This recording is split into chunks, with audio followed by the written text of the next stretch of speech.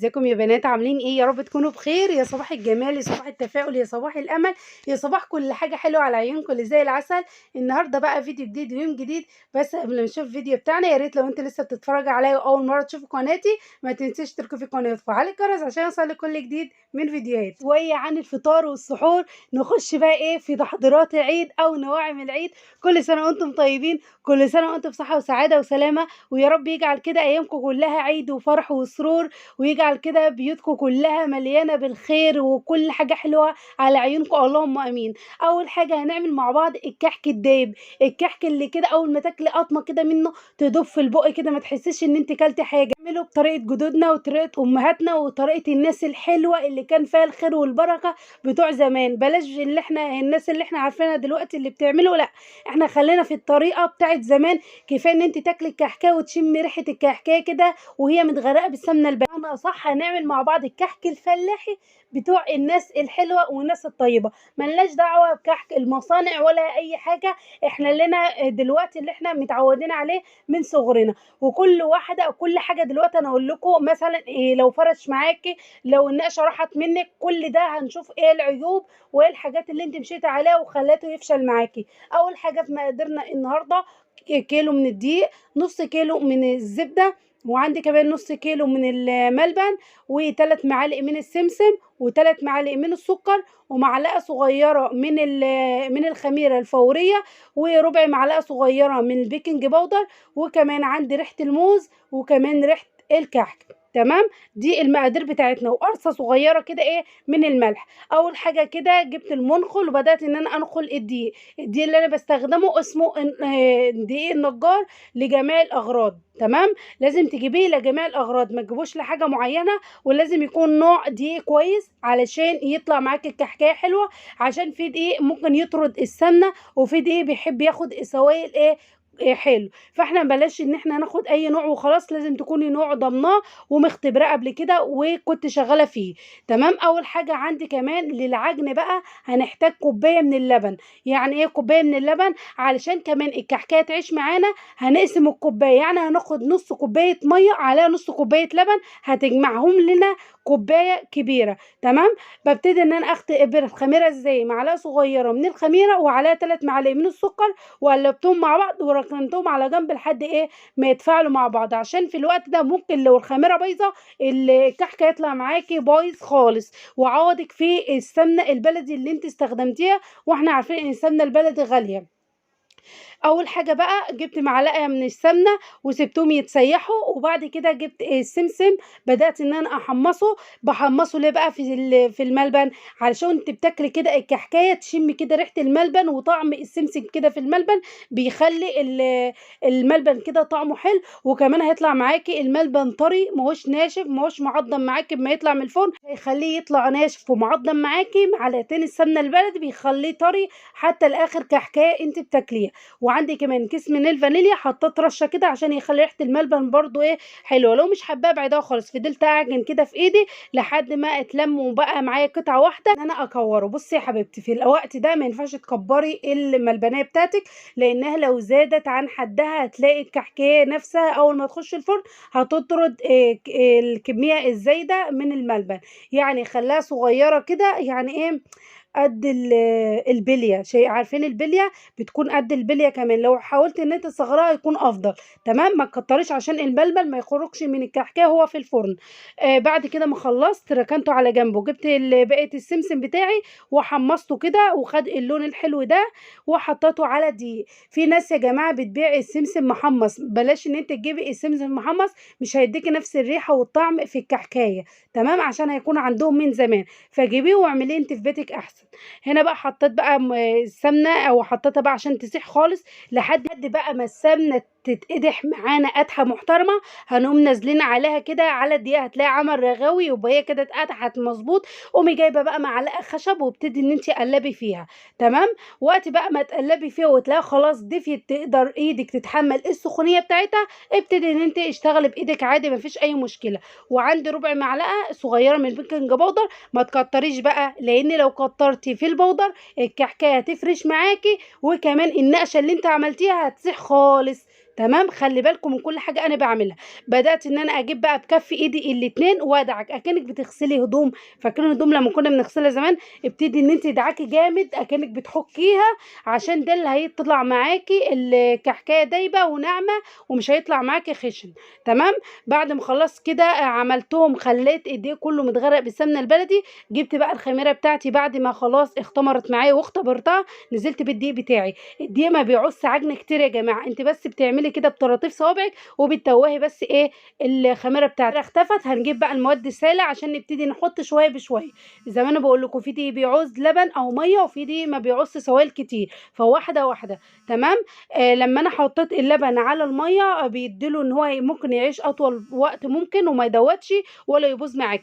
بطراطيف صوابعي ببتدي ان انا اتوه كل شويه كل شويه لحد ما تشرب. وبعد كده بقى هنعرف ازاي ان هي ما عادتش عايزه سوائل. هنختبرها زي ما انتم شايفين كده، واحط صبعي فيها. لو لقيناها لسه فيها نسبه تشققات هنزود شويه من اللبن، ونبتدي ان احنا نفرك بصوابع ايدينا لحد ما خلاص تكون جاهزه معانا كده. بعد ما خلاص انا ظبطت العجينه بتاعتي زي ما انتم شايفين كده. هنعرف ازاي لما تلاقي كده تحط صبعك جواها ومفيش تشققات، يبقى هي كده النتيجه جاهزه، او كده الكحكايه جاهزه نبتدي نشتغل بيها. بس قبل ما نشتغل بيها هي تعبت معانا وارهقناها شويه، هنغطيها ونسيبها على جنب بقى لمده كده ربع ساعه، وبعد كده ارجع لكم ونشوف هنعمل ايه تاني. يا جماعه ان الكحكه ما بتعوز عجن، شايفين زي ما انا بمسك الحته كده وبقطعها تتقطع معايا. اهم حاجه لو عجنتيها اولا هتطلعي لها عرق وتطلعي الجلوتين اللي فيها، وهتطلع معاكي معضمه وناشفه اما تيجي تاكليها. تمام. خلاص كده بعد ربع ساعه نبتدي بقى كده عشان نعمل الكحك وننقشه كده مع بعض. بس لزوم النقش لازم كده نجيب ايه المناقيش كده، ولا بصمات بقى، ولا الحاجات اللي هي طالعه جديده دي بتوع الناس الفافي كده والكيوت. لا، خلينا في جو زمان كده عشان نحس كده ان احنا بننقش. عارفين لو عملت بالبصمه مش هتحسوا بفرحه زي المناقيش كده وانت بتنقشي وبتعملي. تمام. اول حاجه جبت قطعه كده من العجينه وبدات ان انا افوجها او اعمل لها كده زي حفره كده في النص، وابتدي بقى ان انا ادخل الملبنيه واكورها زي ما انتم شايفين كده، شايفين، واضغط عليها ببطن ايدي بس ضغطه بسيطه خالص. وابتدي بقى ان انا اجيب المنقاش وانقش اي نقشه بقى تحبيها، اي نقشه عايزاها تعملي بيها اللي انت عايزاه. يعني انا بعمل كده نقشه عشوائي اللي انا متعوده عليها، يعني مش اي نقشه مثلا وخلاص، لا. دي النقشه بصراحه انا بحب كده ان انا انقشها، كنت بنقشها وانا صغيره. شايفين شكل الكحكايه ازاي جميله وازاي شكلها اصلا تتاكل كده وهي نيه. هعمل برضو معاكم كمان واحده. بسم الله. ابتدي ان انا اكورها الاول وبعد كده اعمل لها فجوه اهي من النص، وبعد كده ابتدي ان انا اجيب الملبنيه وادخلها كده جوه الكحكايه. اهم حاجه ابرمها كويس، وبعد كده اضغط ببطن ايدي عشان ابتدي بقى ان انا انقش اهو. اللي انت بقى عايزه اي نقشه زي ما انا بقول لك كده براحتك خالص، يعني مش هقول لك انقشي لا في نقشه معينه تعملي بيها، اي حاجه اعملي بيها وهتطلع من ايدك زي العسل وزي السكر. شايفين الجمال؟ هنطلع بقى كده بره بقى ونقعد كده ونجيب ايه الطبليه لعشاق الطبليه كده وعشاق الناس بتوع زمان.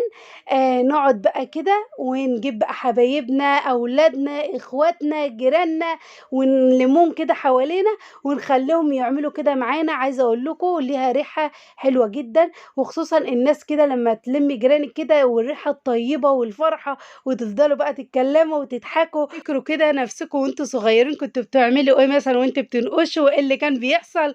وساعات كنا بنتخانق بقى مين اللي هينقش، لا النقشه وحشه ووالدتنا كانت تزعق وتهدها تاني وترجع تعملها. فاكرين؟ اللي فاكر يكتب لي في الكومنتات. يلا بقى عشان نطلع بره. هنخلص بقى كده الكميه كلها بره. حطيت بقى الطبليه بتاعت والدتي الله يرحمها يا رب الف رحمه تروح عليها، وبدات اجهز بقى كده كل حاجه حواليا عشان ما اقومش يعني ايه كل شويه. تمام. ابتدي بقى كده اظبط بقى الحاجه كده. خلاص انا هنا بقول لكم هاي بصوا بقى يا حلوين، انا ولا رضيت البس عبايه مثلا والف الطرحه واظبط نفسي، لا. انا عايزه اعيش عيشه اهلينا، عايزه اعيش العيشه بتاعتنا خالص، عايزه اكون على طبيعتي وملكوش دعوه بالكنب اللي ورا. انا شايله المساند وشايله فرش الكنب عشان حطهم في الغساله عشان هغسلها، عشان بقى يخش علينا العيد كده والشقه وكل حاجه تكون نظيفه. تمام. اول حاجه هعمل بقى كده كحكتين برضو معاكم، وبعد كده هفصل افصل الفيديو واكمل وبعد كده ايه ارجع لكم. تمام. هنا بقى زي ما انتم شايفين، ما كنتش اعرف ان الكاميرا بعيد، فسامحوني بقى لو انتم مش واخدين بالكم او مش شايفين كويس، يعني سامحوني. تمام. اهو زي ما انتم شايفين كده. كمان اما تقعدي كده وتربعي وتجيبي الطبليه وتبتدي بقى تنقشي، لها طعم وجو واحساس تاني خالص. بترجعي كده بذكرياتك لايام زمان. قول للزمان يرجع يا زمان. تمام. خلاص بقى كده الصينيه كلها، وبعد كده ايه هرجع لكم. هنا بقى اختي قالت لي ايه يلا عشان انا هاجي انقش معاكي، هي كانت بتصلي وكده. قلت لها خلاص تعالي يلا.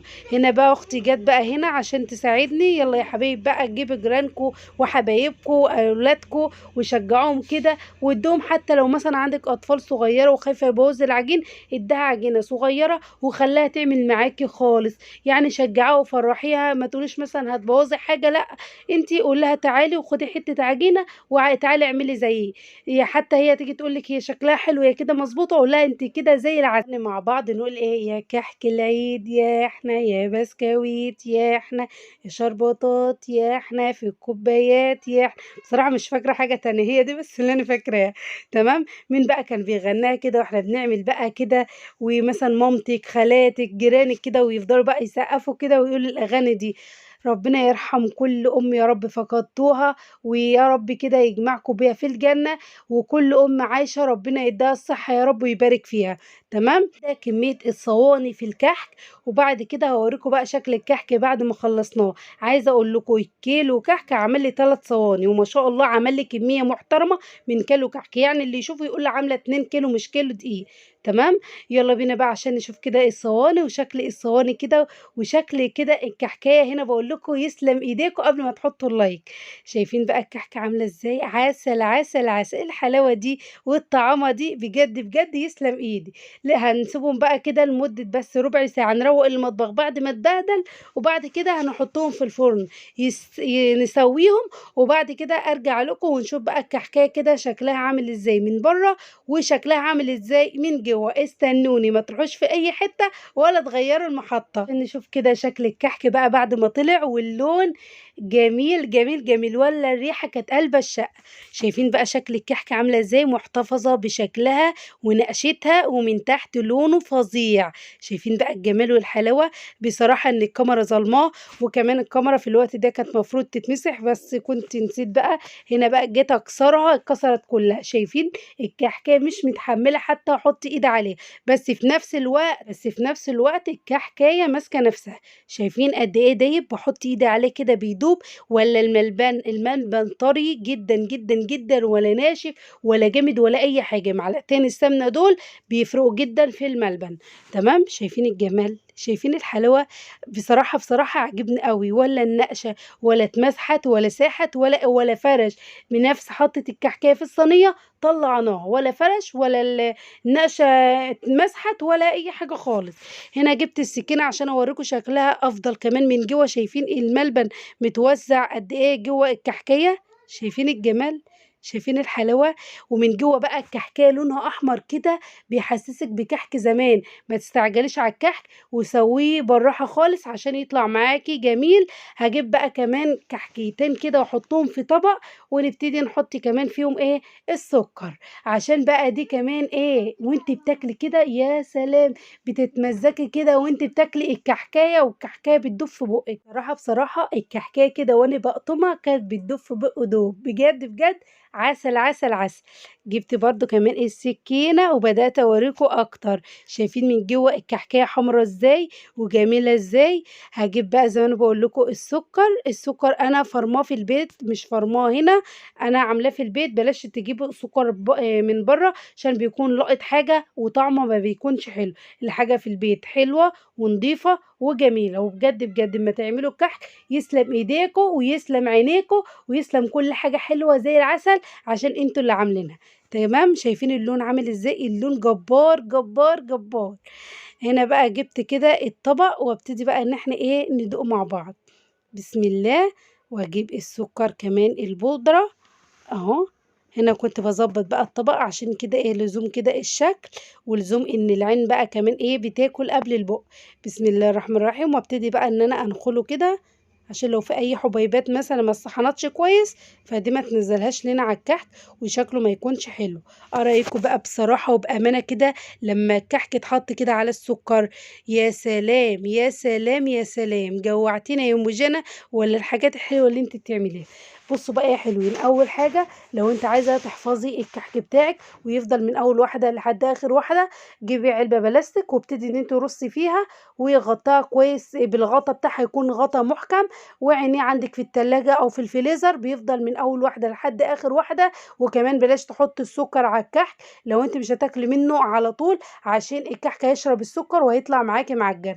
ودي كان فيديو النهارده، يا رب يكون عجبكم. ما تنسوش تشتركوا في القناه وتفعلوا الجرس عشان يوصل لك كل جديد. وكمان اوعى تنسى اللايك لان عايزه اللايك ده يرفع الفيديو. وكمان يا ريت تعملوا مشاركه لاصحابكم وحبايبكم عشان يعملوا الطريقه على طريقتي. وان شاء الله اشوفكم في فيديو جديد. وكمان دمتم في رعايه الله وحفظ الله وربنا يحسن